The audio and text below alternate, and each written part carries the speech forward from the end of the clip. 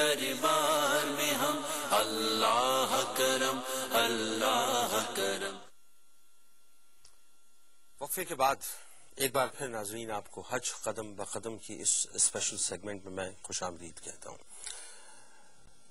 آپ کو تصور ہی تصور میں طواف وداع کے بعد مکے کے چھوڑنے کے تصور کے ساتھ مدینے کی حاضری تک تو لے گئے. مدینے کی پاک سرزمین پہ ہم جیسے گناہ گار تصور ہی تصور میں اپنے قدموں کو رکھ بھی چکے اور آہستہ آہستہ دبے لچے قدموں کے ساتھ اپنے سروں کو جھکا کر اپنی آنکھوں کو جھکا کر اپنے گناہوں کو بالکل اپنے سامنے رکھتے ہوئے اس تصور کے ساتھ بھی بڑھتے چلے گئے کہ اب جس دربار میں حاضری دینے جا رہے ہیں کیسے منہ دکھائیں گے, کیسے سلام پیش کریں گے, کیسے عرض کریں گے.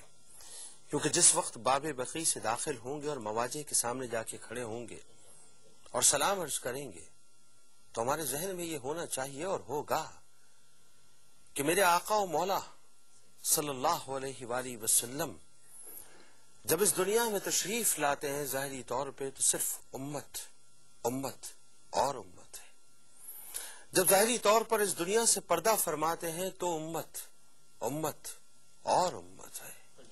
اور پھر بخاری کی وہ طویل حدیث ذہن میں آتی ہے کہ جب اہل محشر پریشانی کے عالم میں تمام انبیاء کے پاس جائیں گے اور تمام یہ کہیں گے کہ آج ہم اس قابل نہیں ہیں, جاؤ محمد مصطفیٰ صلی اللہ علیہ وآلہ وسلم کی بارگاہ میں جاؤ. اور اس وقت سرکار مدینہ صلی اللہ علیہ وآلہ وسلم جب 4 طویل سجدے فرمائیں گے اور جیسے ہی سر اٹھے گا تو اس وقت بھی صرف امت اور امت ہوگا. امت کے غمخوار کے سامنے جب جائیں گے تو کیا منہ لے کر جائیں گے. ناظرین یہ گفتگو آپ کی کالز یہ نعتیں اسی انداز سے چلتی رہیں گی اور وہ مناظر بھی آپ کو دکھلاتا رہوں گا کہ اس وقت مزدلفہ اور عرفات کے درمیان حجاج کرام کی کیفیت کیا ہے, وہ بھی ساتھ ساتھ آپ کے سامنے پیش کرتے رہیں گے. ایک کالر کو شامل کرتے ہیں. السلام علیکم. یہ کال شاید ڈراپ ہو گئی. بات یہ ہے یوسف بھائی کہ ایک عاشق اللہ کرے کہ ان صفوں میں ہم شامل ہوں, آمین. ایک غلام اللہ کرے کہ ہم ان صفوں میں شامل ہو جائیں جب مواجہ کے سامنے جا کے کھڑا ہوتا ہے. اور جن کیفیات کو وہ اس بھائی نے بیان کیا اس پہ مزید گفتگو کرتے ہیں. السلام علیکم جی. ہلو. السلام علیکم. ہلو. السلام علیکم. وعلیکم السلام.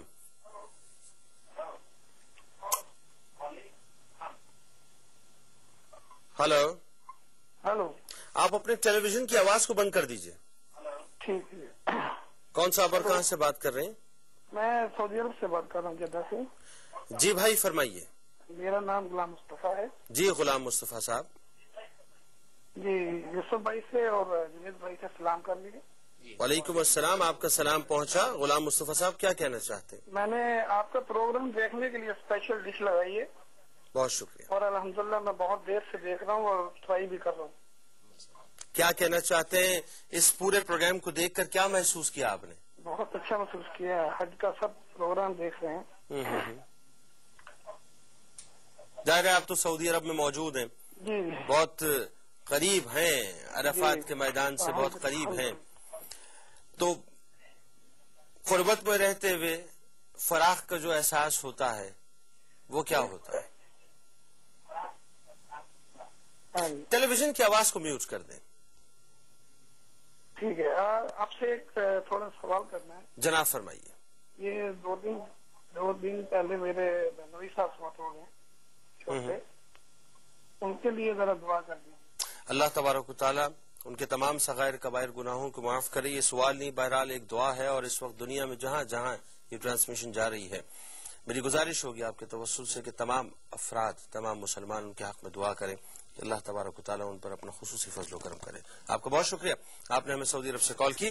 جی صاحب, اس پروگرام کی اجازت سے ہم اس بات کا بھی اعلان کر دیں کہ ہمارے شہر کراچی کے بہت ہی مشہور و معروف بزرگ مفتی حضرت مفتی عبدالسبحان صاحب کا انتقال, ان کا انتقال ہو گیا آج.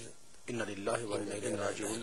اللہ تعالیٰ ان کے درجات کو بلند فرمائے. آمین. اور قریب قریب 100 برس ان کی عمر تھی ماشاءاللہ. بڑے بزرگ اور بڑے بلند پایا شخصیت. تو اللہ تبارک و تعالیٰ ان کو بھی اپنی جوار رحمت. عالم کی موت عالم کی موت ظاہر ہے. اور اس وقت دنیا میں جہاں جہاں ٹرانسمیشن دیکھی جا رہی ہے، بلکہ بہت خوبصورت بات اور بہت اچھی بات یاد دلائی ہوئی اس بھائی نے کہ جہاں جہاں یہ ٹرانسمیشن دیکھی جا رہی ہے، نہ صرف مفتی عبد سبحان صاحب کے لیے بلکہ آج کے دن جتنے افراد انتقال کر گئے، بلکہ میں تو یہ کہوں گا کہ جتنے لوگ اس دنیا سے جا چکے ہیں مسلمان، تمام کے حق میں دعا کریں کہ اللہ تبارک و تعالیٰ تمام پر اپنا خصوصی فضل و کرم کرے.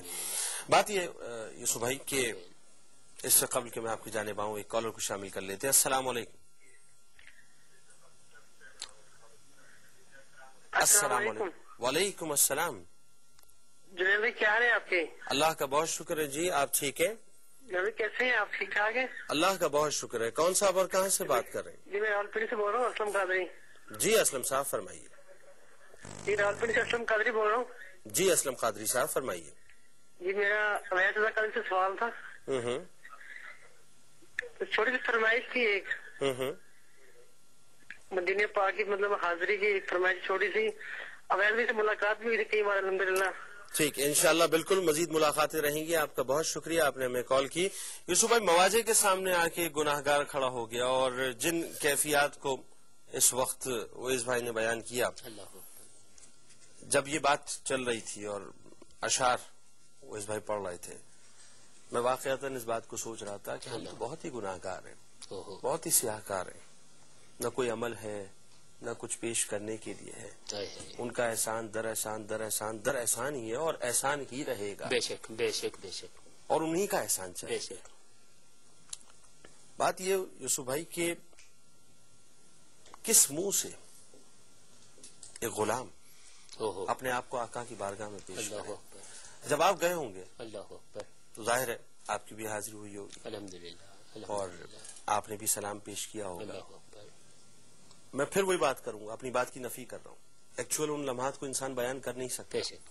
لیکن جیسے ہی وہ گناہوں سے لتڑے ہوئے جسم کو لے کر پہلا قدم رکھا ہوگا باب بقیع سے، اللہ اکبر. کیا کیفیت تھی اس وقت. اللہ اکبر. ہم لوگ پہلے پہنچے مدینہ پاک تو وہاں ایک بزرگ سے ملاقات ہوئی. اچھا گنبد خضرا کے سامنے یعنی مسجد کے بار والی سائڈ پہ ٹھیک. بیٹھے ہوئے ہیں. تو اب انہوں نے منع کیا تھا کہ نام نہیں لینا، ان کا بھی وصال ہو گیا. تو ان سے پوچھا میں نے کہ سرکار آپ سرکار کے مواجہ شریف سے جالیوں سے باہر اس طرف آپ بیٹھے ہوئے ہیں گنبد کے سامنے. تو فرمایا کہ ہاں دربار میں غلاموں کا کیا کام ہے. کیا بات. دربار میں غلاموں کا کیا کام ہے. میں تو کہاں گیا، میں نے کہا اللہ اکبر حضور اس کا مطلب یہ ہے کہ ہم لوگ تو حاضری دے کے آئے ہیں تو کہیں ہم سے تو بیعت بھی نہیں ہو گئی. وہ کہنے لگے نہیں بیعت بھی والا مسئلہ نہیں ہے، آپ تو ہوئے نا سرکار کے مہمان. مجھے کہنے لگے وہ کہ آپ تو ہوئے سرکار کے مہمان، اور جب بادشاہ کے مہمان آ جائیں تو غلاموں کو احتراماً دربار سے باہر آ جانا چاہیے. اللہ اکبر. میں نے کہا کمال ہے. اور جس وقت جالیوں کے پاس پہنچے تھے تو ایک بزرگ اب ان کا اپنا عشق ہوگا، ان کا اپنا مقام ہوگا کہ وہ جالیوں پہ جھک جھک کے دیکھ رہے ہیں، اندر جھک جھک کے دیکھ رہے ہیں کہ سرکار کے اندر دربار کا کیا عالم ہے.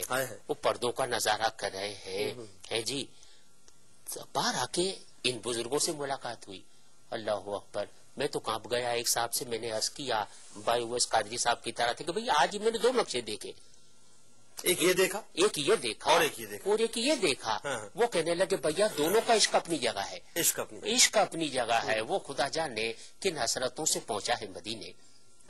خدا جانے کتنے سالوں کے بعد پہنچا ہوگا مدینے کے. آج میں حضور کے دربار پہ پہنچا ہوں. ٹھیک ہے لوگ کہہ رہے ہیں کہ جالیوں کے قریب نہ جانا، جھک کے نہ دیکھنا، ٹھیک ہے وہ اپنی مستی میں مگن ہے.